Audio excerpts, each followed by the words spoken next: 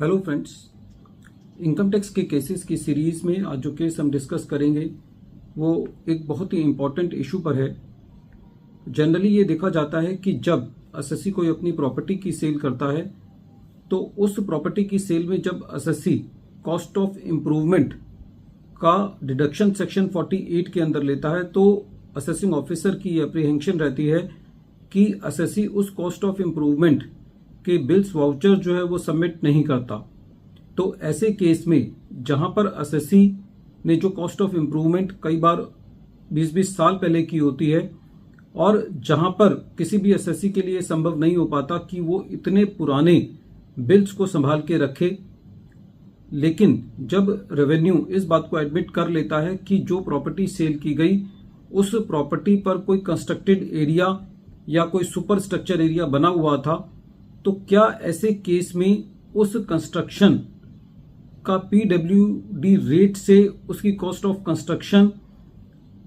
Cost of improvement के बतौर SSC को अलाउ की जानी चाहिए? यही इशू चंडीगढ़ आईटीएटी की ए बेंच ने अपने एक केस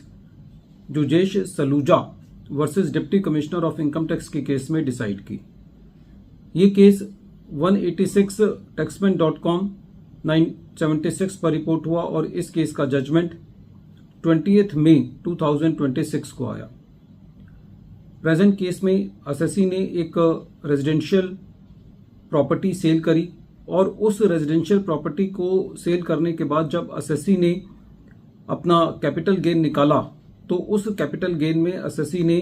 कॉस्ट ऑफ इम्प्रूवमेंट भी क्लेम किया, जिसको असेसिंग ऑफिसर ने डिनाई किया, ये कहते हुए कि एसएससी ने अपने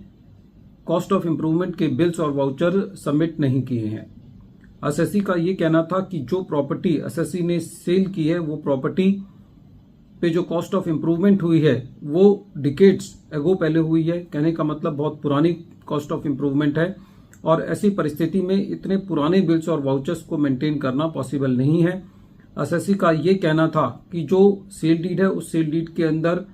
ये मेंशन किया गया है कि जो कॉस्ट ऑफ इम्प्रूवमेंट है, जो कंस्ट्रक्टेड एरिया है, जो सुपर स्ट्रक्चर एरिया है, उसके ऊपर बकायदा स्टैंप ड्यूटी ली गई है। तो ऐसे केस में एसएससी का ये कहना था कि जिस रेट से स्टैंप ड्यूटी ली गई है पीडब्ल्यू रेट्स पर, वो पीडब्ल्यू रेट से एसएससी को कॉस्ट ऑफ इम्प्रूवमेंट अलाउ की जानी चाहिए थी, जिसको असेसिंग ऑफिसर ने अलाउ नहीं किया। जब ये मैटर ट्रिब्यूनल ने सुना तो ट्रिब्यूनल का ये कहना था कि जो सर्कमस्टेंशियल एविडेंस है उसकी अपनी इंपॉर्टेंस होती है। ये एसएससी के लिए पॉसिबल नहीं है कि वो 20-20 साल पुराने अपने कॉस्ट ऑफ इम्प्रूवमेंट के बिल संभाल करके रखे। तो ऐसे केस में जहां पर असेसिंग ऑफिसर ने कंस्ट्रक्टेड एरिया को चैलेंज नहीं किया या सुपर स्ट्रक्चर एरिया को चैलेंज नहीं किया और वो super structure area registered sale deed से भी कोरोबरेट होता है, तो ऐसे केस में एसएससी को पीडब्ल्यू रेट से जो कॉस्ट ऑफ इम्प्रूवमेंट है वो मिलनी चाहिए। प्रेजेंट केस में एक और इशू था। एसएससी ने जो प्रॉपर्टी सेल की थी उसकी सेक्शन 54 में जो एग्जम्पशन ली, उस एग्जम्पशन को लेने के लिए एसएससी ने पुणे के अंदर एक रेजिडेंशियल यूनिट के अंदर लीजहोल्ड राइट्स परचेज किए थे। तो ये इशू था कि क्या लीजहोल्ड राइट्स के लिए भी एसएससी को सेक्शन 54 की एग्जम्पशन मिलनी चाहिए। उसके लिए भी ट्रिब्यूनल ने ये कहा कि एसएससी को लीजहोल्ड राइट जो कि एक रेजिडेंशियल प्रॉपर्टी के अंदर लिए गए हैं उसकी डिडक्शन मिलेगी। नेक्स्ट इशू इस केस में ये था कि असेसिंग ऑफिसर का ये कहना था कि जो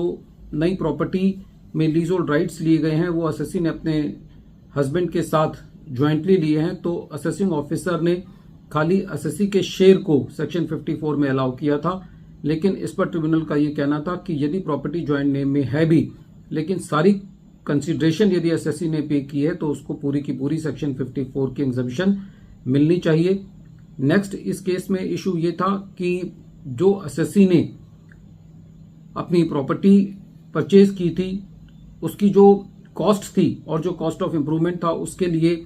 ट्रिब्यूनल का ये कहना था कि जो भी वन टाइम प्रीमियम पे किया गया है या जो भी जीएसटी पे किया गया है या जो स्टैंप ड्यूटी पे की गई है जो कि कॉस्ट ऑफ एक्विजिशन से रिलेटेड है